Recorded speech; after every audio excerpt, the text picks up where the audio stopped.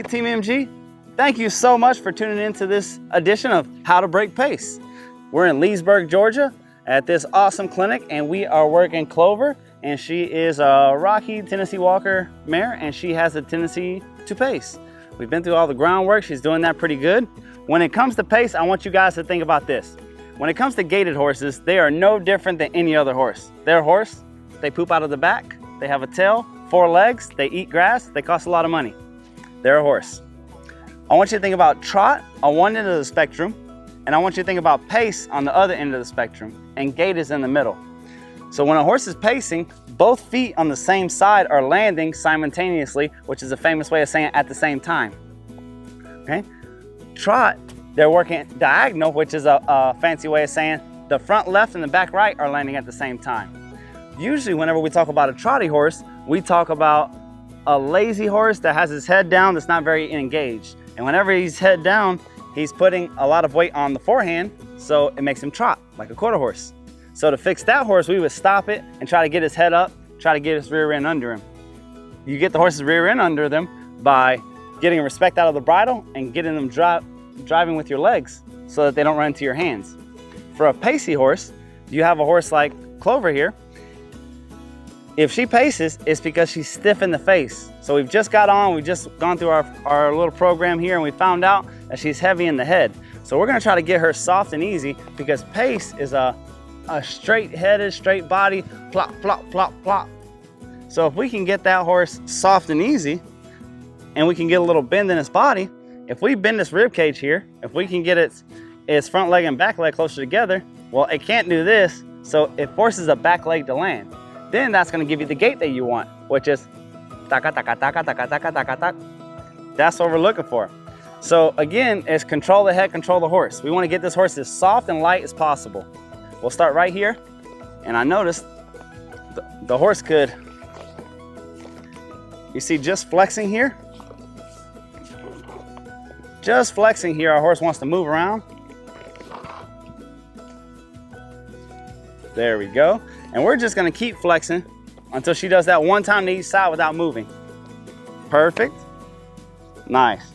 The next thing that we're gonna do is we are going to ask for a spiral. So a spiral is we're gonna walk off, touch her to the inside. So if we had her gaiting right now, she couldn't pace, not bent like this. But you see, she gets fussy and wants to take her head away. I stop her, I have her head to one side. Now I'm gonna ask her to back up. And I ask her to back up with that outside rein and release. Good job, honey.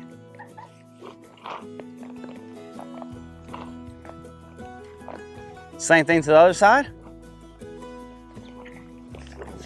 And you see how fussy she gets about it?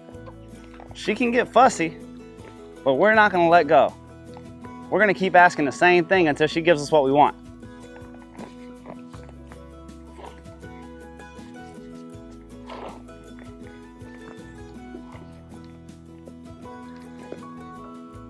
And that tells you everything you need to know about what she's doing. The way that she's locking up whenever we back up, that's the same thing that when you ask for more speed or you add more adrenaline to the situation, she locks up, and when she locks up, you can't control where her feet go.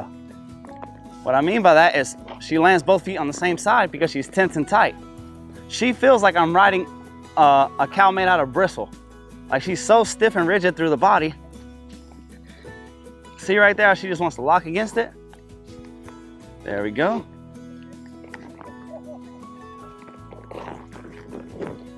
There we go, and release.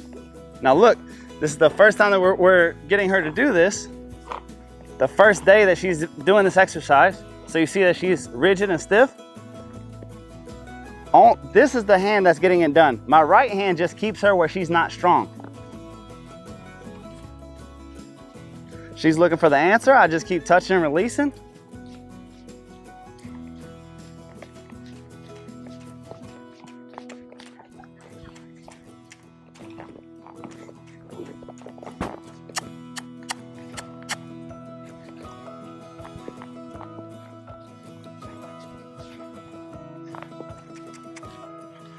She gets stuck on me, we move forward again. Stop again. There we go. Notice how hard it was to get that done. Try not to muscle it, okay? Just keep pulsating, pulsating, pulsating, making her uncomfortable. Let that halter do its job. There we go. That's what it's supposed to look like. Now let's go back to our hard side. All right, again. Perfect. You see how much quicker it happened that time? A lot of times when horses are being the most resistant, you're this far away from getting it done. But you get frustrated, you get mad, you get upset, you get emotional in any way, and you're losing, okay? Don't get in a pissing match with a skunk. You'll lose. Don't get in a tug-of-war match with a horse because you'll lose. Notice that the first time that I make it through one of those epic battles, and when I say epic battle, I mean just sitting here and not letting go, she immediately gives easier the next time. There we go. Now we're starting to get a horse that has some kind of give. There we go.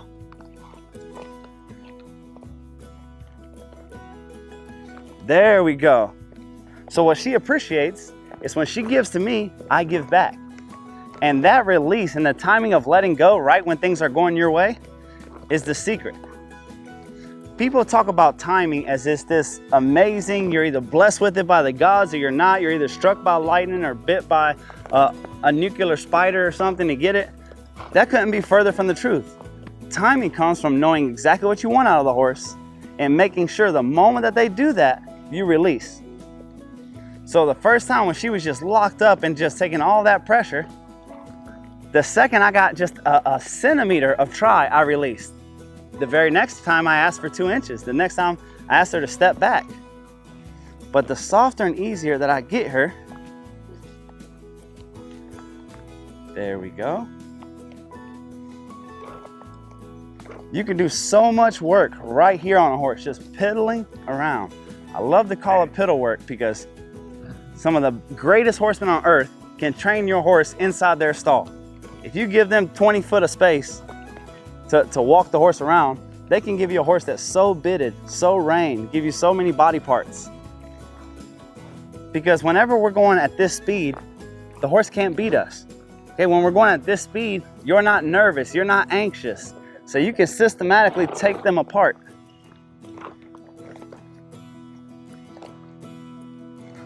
There we go. Notice how quickly the same horse that was trying to pull harder than what I can hold, with 2 fingers, I can pull her head wherever I want it. Right there, she locks in. That's beautiful. I love those resistant moments because when the horse resists and loses, that's a big chink out of their armor. That takes a lot of their confidence away. What you'll find again and again is when a horse tries his hardest not to do something, and then it happens anyway, despite them trying so hard, they won't try hard next time. All right, so you notice I have a clip under here. I'm gonna hook it back up. Oh, she's got kind of a chubby head.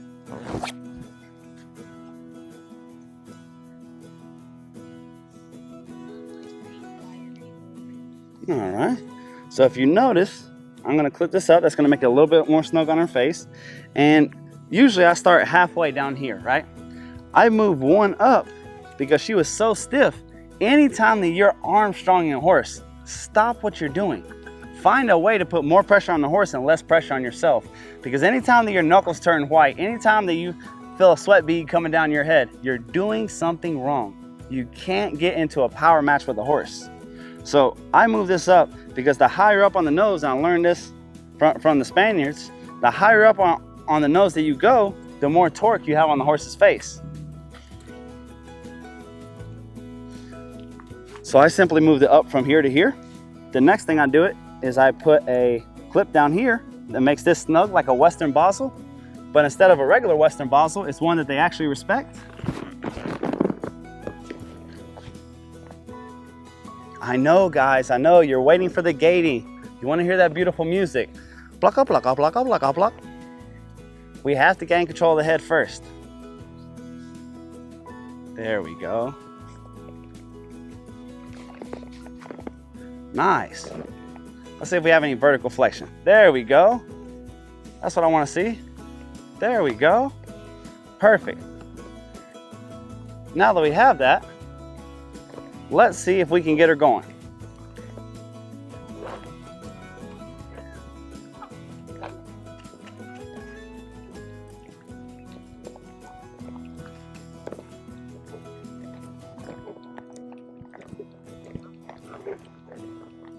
Oh. So, if she was coming out real stiff and pacey, one of the things that you could do, she's giving you a hard time and she's pacing. Unfortunately, she's not giving us something to work with right here. If she was pacing, what we could do is bring her here in a tight circle. Do you know how hard it'd be for her to pace in this circle right here? With her body bent, it's almost impossible for her to pace in this circle here, right? And whenever she started gaiting, we would start opening that circle up.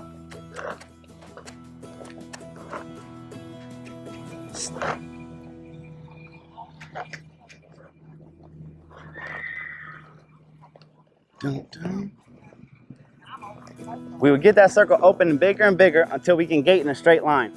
And the second she started gaiting in a straight line, we would look to put a leg on her to get her body bent. Okay? Because the moment, say we're on a straight rail and she's gaiting perfect, pluck up, pluck up, pluck up, pluck up. And the moment that she starts gaiting, starts pacing, plop, plop, plop. If we put a leg on her rib and move her shoulder over, that makes her back foot land first. And that's all that gaiting is a back foot landing first, right? So I'm going to get a dressage whip.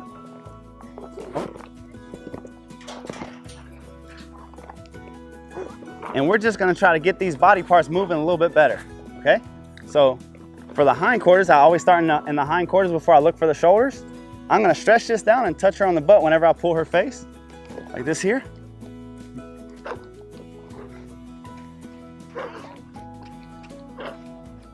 So a lot of times the gaited horses that have a problem gaiting, this is their Achilles heel. They haven't had a lot of body work done. What I mean is they've always been ridden in a straight line and into contact, so they're stiff and rigid. So to fix that, we want to get their body moving.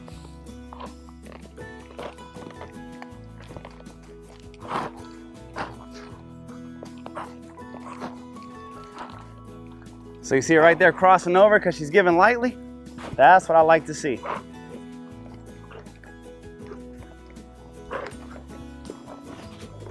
There we go.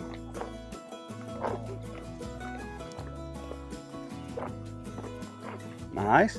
We'll see if we can get her to step over. Dun, dun.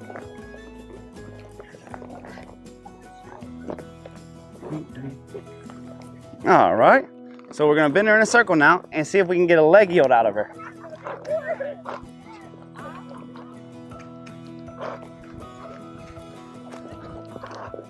So you see how straight line she is? She can't step over off of this pressure even though I'm laying my leg on her.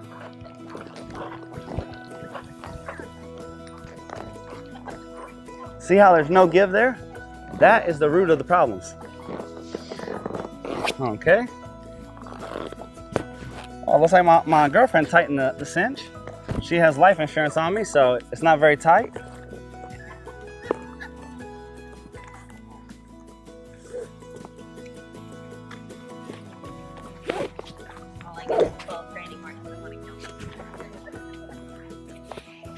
And a dog that pees on my floor every time somebody tells it. There we go. Super fast.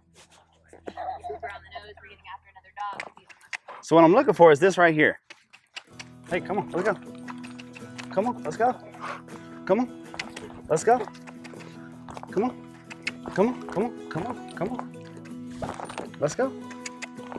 You see how there's no bend and no give here in these shoulders whatsoever.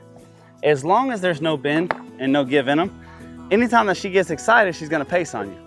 If we can get these shoulders giving, and I'll do it like this.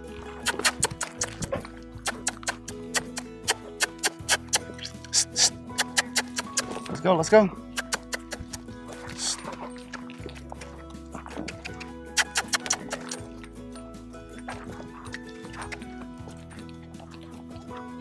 See, so she doesn't give enough in here.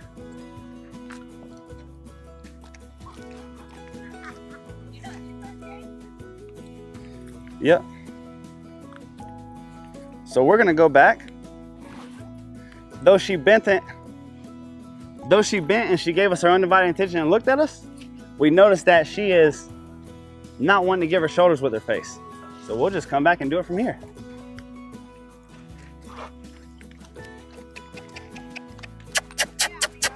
Let's go, honey. Come on. You could do it. Come on. Big girls can too. Come on. Notice how anytime that I ask her to give her face to her shoulder, she stops. That's not what's supposed to happen.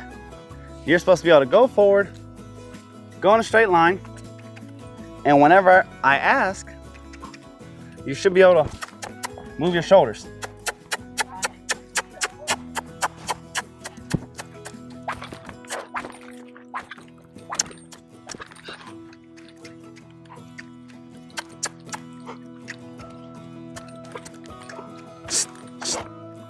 There we go. So the forward is just as important as the give. If she gives to her shoulder, but then she stops moving her feet, well, she's not giving her shoulder, is it? So we have to motivate her to go forward and then take her face and say, excuse me, move your shoulders. Excuse me, move your shoulders. Well, she's in wonderful shape. As round as a shape. So her favorite thing to do is to not do, right? All we need her to do is to walk a circle and then move her shoulders away.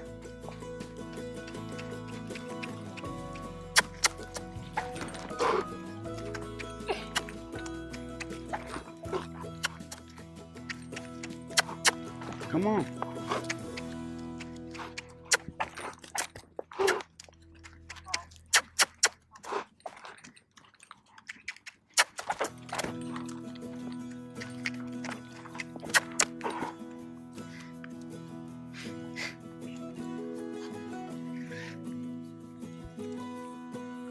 Dum dum.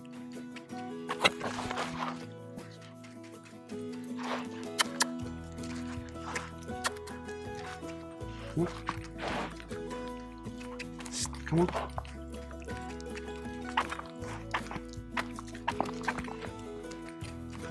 Let's go. Let's go. Let's go.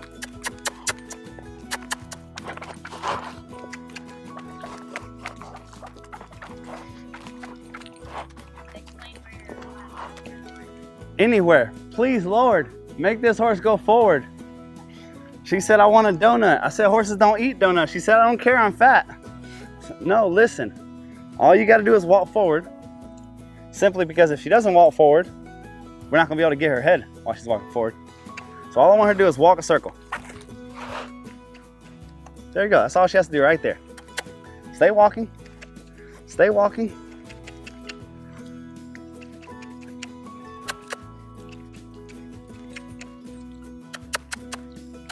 This means I'm gonna pop you. Hello. This thing right here. Hello.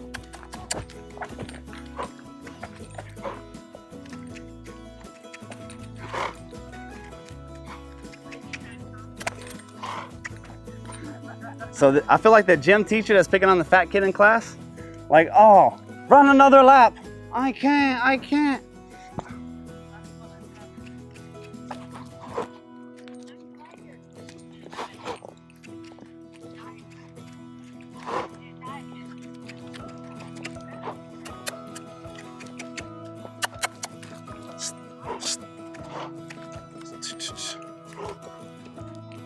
So, isn't it awesome? Pace, people talk about pace as if it's this super difficult, super complicated, only 5 people in the world know how to fix it. Control the head, control the horse. We look for a complex problem. The complex problem is the horse paces. The solution is right there in first grade. The horse needs to give its head enough so that it can give its body part. Right now, she's so stiff that she goes in a straight line pretty good. Like she's broke. Okay, the only thing that she needs is to simply move her feet and give her face at the same time, giving and going, which is very early on in the training process.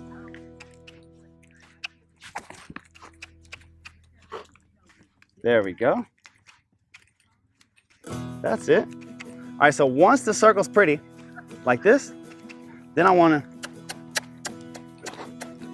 there we go, good job.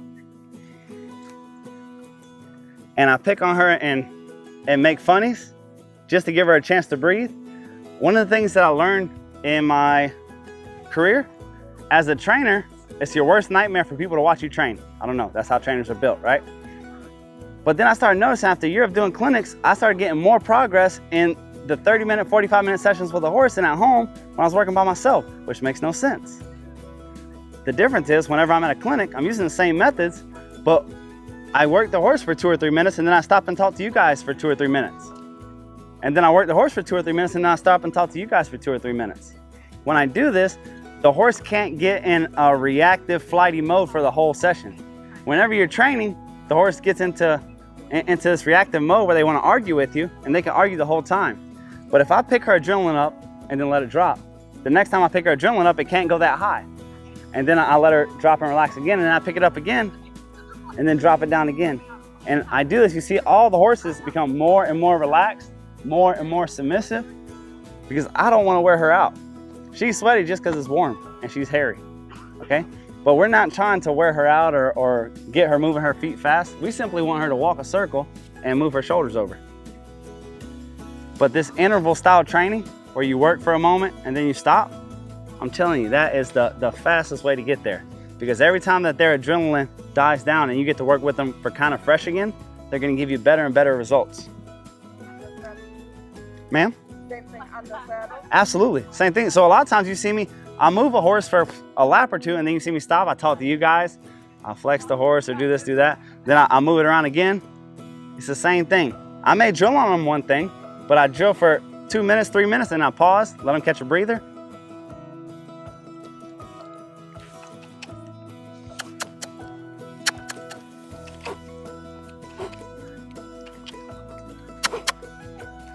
Get the feet fluent.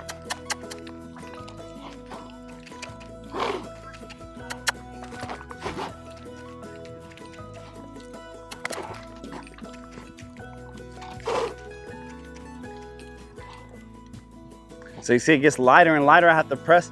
The horse is sweatier than it was before, but I used the whip less than I did before because she had to gain respect for it so I can get light with it.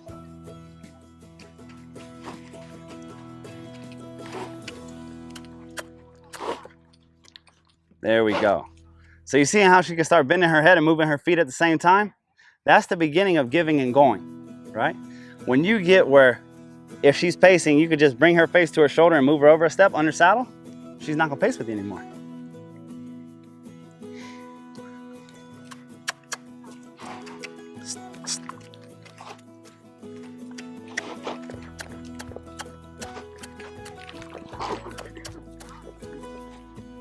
Good girl.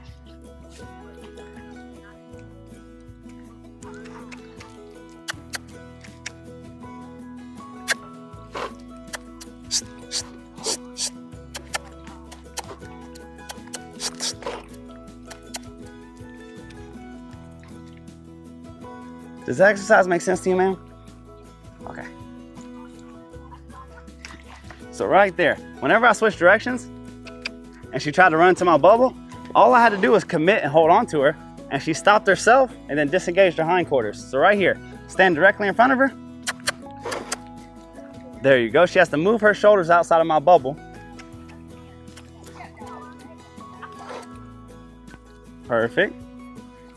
Watch, she's either gonna run into me and stop, or she's gonna disengage her hindquarters, her shoulders, right?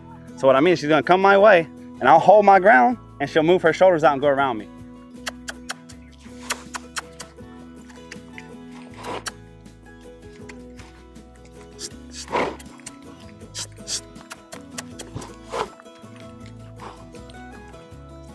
Good job, honey. Good job.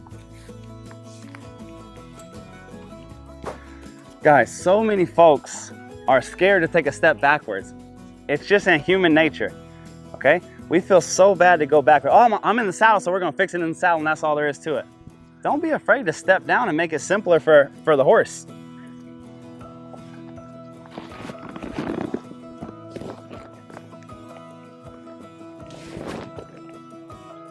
All right, so same thing here.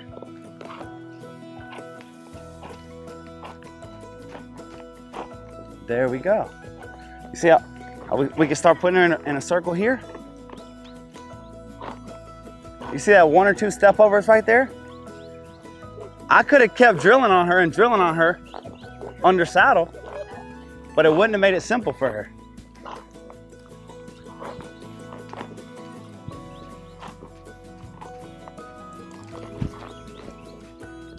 There we go.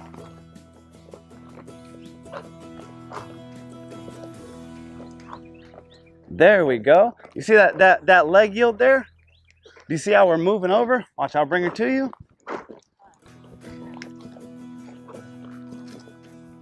There we go.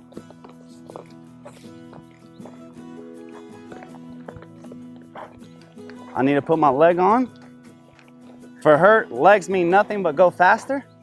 And we're trying to tell her, hey, move your shoulder.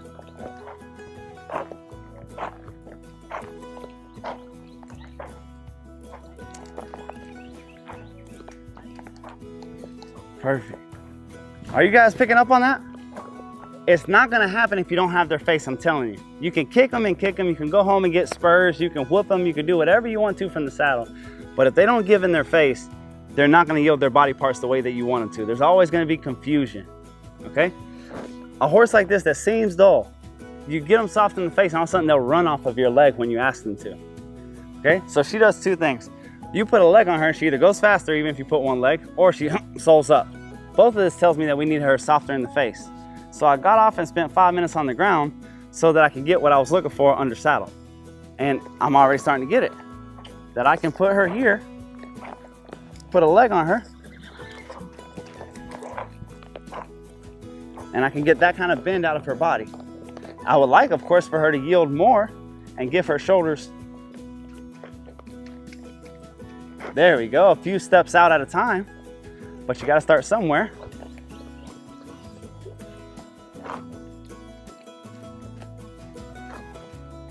There we go. And the reason that's so important is, again, our topic is pace, right? You can't pace if you're crooked. You can't pace if you're bent.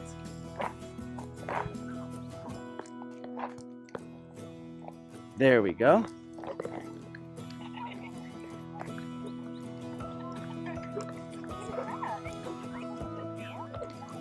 And then just like that, you have that nice smooth gait to go off with. Would you like to ride, ma'am? Are you sure? You're more than welcome to. Come on, make me ride. Oh, She's a very good rider. we believe in you. You could do it. I'll give you a leg up.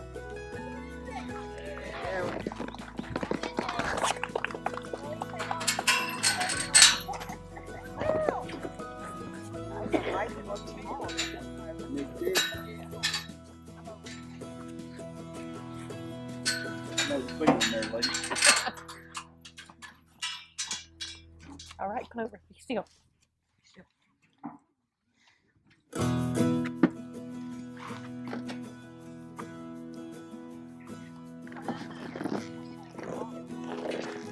There you go, man. Now what I want you to do is scoot forward and lean back a little bit more on your rump. There you go. All right, perfect.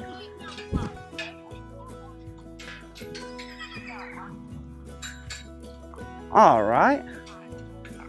Now, like you sit back, look up, and put her in gait for me.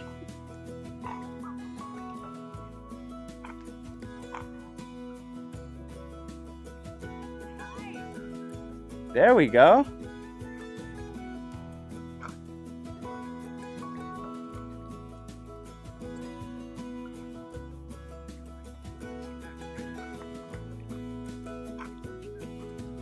That's it. So now I can already tell she gets pacey whenever you go faster, huh? The faster you go, she gets tense and tight. I need where she can give her face and move her feet at the same time, where you're not just giving her the reins to go faster, but that she frames up a little bit, that she brings her nose in a little bit, and then goes faster from there. Because as long as you're giving her that straight out nose and locking out her neck, she'll be able to give you the gait that she wants to give you instead of the gait that you want. Yes, man. So like right now, if you held back on her a little bit, pull back just a little bit, she should drop her head. Pull, pull, pull, pull, and release. There you go. Nice. So this is the first thing that we're going to practice, is that she gives to that pressure. All right, again, pressure, pressure, pressure, pressure. Nice, and release. All right. Now I'd like you to gather up some reins, pick up a little bit more, try to pick her head up a little bit. That's it. Perfect. Now squeeze your legs from there. Squeeze your legs, get her going.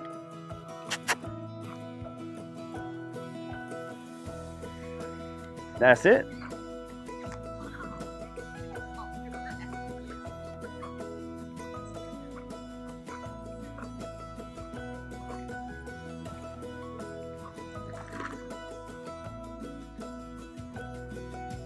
All right, now give her a good stop. All right, so I want you to turn around and try that again. I want you to stop like the Grand Canyon's in front of you. That when you say stop, that her butt comes right up under her. Okay, turn to the left. What's right? That's okay. I don't know my right from my left. All right, go forward. There you go. Gather up on the reins. And sit back and stop her hard. Better, better. Okay, so now what I'm looking at right there, when you stopped, you had a horse that was completely square and underneath itself. You want to get that rear end underneath itself and the horse collected, okay, so that it stays in balance, so it can stay gaiting. And if you can do that, you can get this horse gaiting faster and faster. She does need to get a little softer in the face for you so that you can frame her up a little bit better, bring her nose in a little bit better, but it's going to be easier and easier to get her gaiting. You have any questions? Thank you so much. I appreciate it. Can we give her a round of applause? That's some good riding. Thank you, Team MG, for tuning in. If you have any questions about pace, feel free to put them on our page. And if you need to see any other videos on any other topics, feel free to send them. Thanks so much. Hey guys, thank you so much for watching our video. Make sure to get in the comments below and give us your feedback. Let us know what all problems you're having, if you have any problems with the steps, if there's more videos or problems that you would like to see. We just want to better help you bond with your horse and help fix some of your equine problems and reach your equine goals.